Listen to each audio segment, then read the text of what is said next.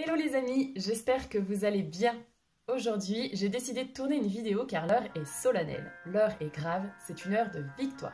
Je vais vous parler de la création de Paris en bouteille. Pour ceux qui débarquent, bonjour d'abord. Ensuite, qu'est-ce que c'est que Paris en bouteille? C'est mon 4e livre et 3e roman qui sort au début de ce mois de juin.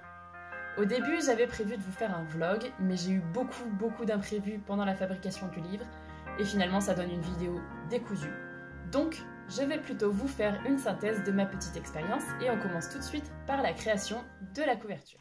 Une couverture, c'est important, très important. Certains auteurs la négligent. Ne la négligez pas. Alors ok, on n'a pas tous des talents d'illustrateur ou de graphiste, mais si vous êtes dans ce cas, vous avez 2 solutions. Soit vous faites appel à un pro, certains sont pas si chers, soit vous faites une couverture plus simple, mais moderne.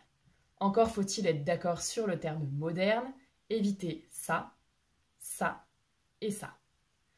Je vais pas vous le cacher, j'ai galéré pour créer la couverture de Paris en bouteille.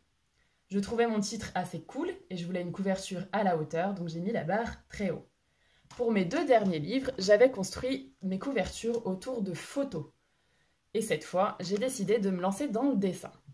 J'ai passé 30 heures sur un premier dessin, que j'ai abandonné parce qu'il était bof, pas archi nul, pas bon non plus, bof.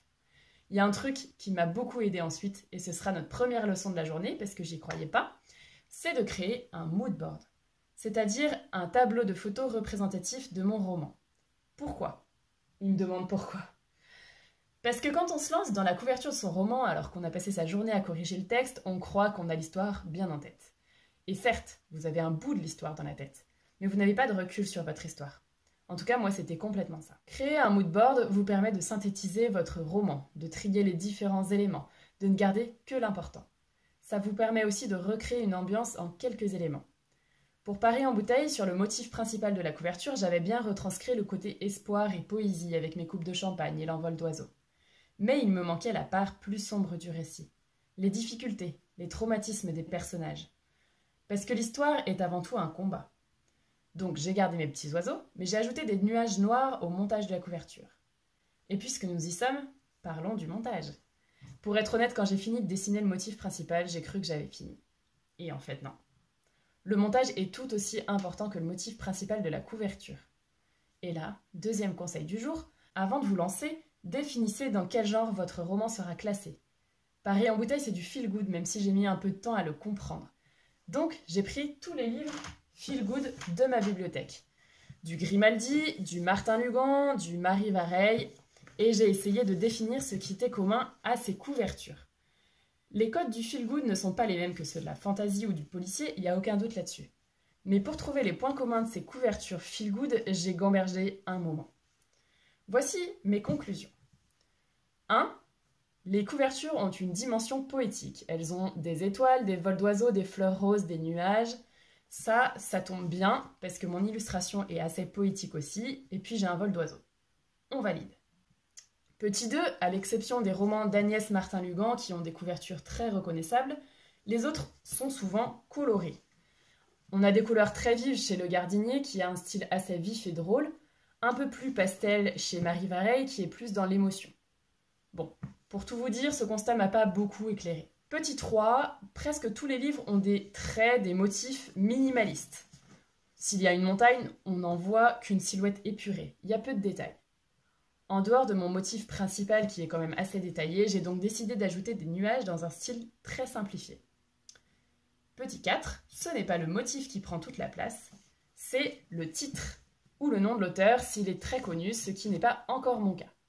Le titre prend très souvent la moitié de la couverture, quand ce n'est pas toute la couverture. La police est bien sûr choisie minutieusement pour mieux recréer l'ambiance du roman. On pourrait sans doute trouver d'autres caractéristiques, mais ces 4 points m'ont suffi pour monter ma couverture. Au recto, mon motif, mon titre, mon nom et mes nuages.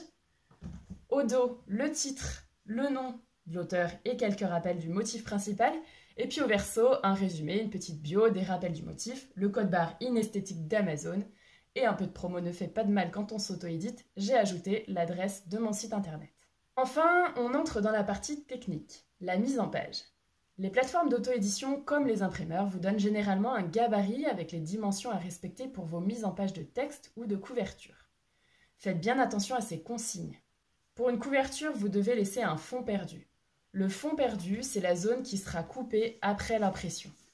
Il est important que votre image se poursuive sur le fond perdu car la coupe engendre toujours un petit décalage et si vous ne prévoyez pas de fond perdu, vous aurez une belle marge blanche plus ou moins large sur votre jolie couverture. Ce serait dommage. Ensuite, vous avez aussi une marge de sécurité qui se situe cette fois dans la zone de votre couverture finale en principe. Dans cette marge, on vous demande de ne mettre aucun texte ou image important. Pour les mêmes raisons de décalage, votre texte pourrait en effet être coupé lors du massicotage. Pour la mise en page, référez-vous exactement aux consignes qu'on vous donnera. Faites attention à une chose, parce que je me suis fait avoir une fois. Quand vous créez votre couverture à plat, le verso est à gauche, la tranche au milieu et le recto est à droite. Ne faites pas l'inverse, ça ne fonctionne pas, j'ai testé pour vous. Voilà, j'espère que cette vidéo vous a plu. Si c'est le cas, abonnez-vous, laissez-moi un like, une pièce rouge, un commentaire et venez me voir sur Instagram. À très vite!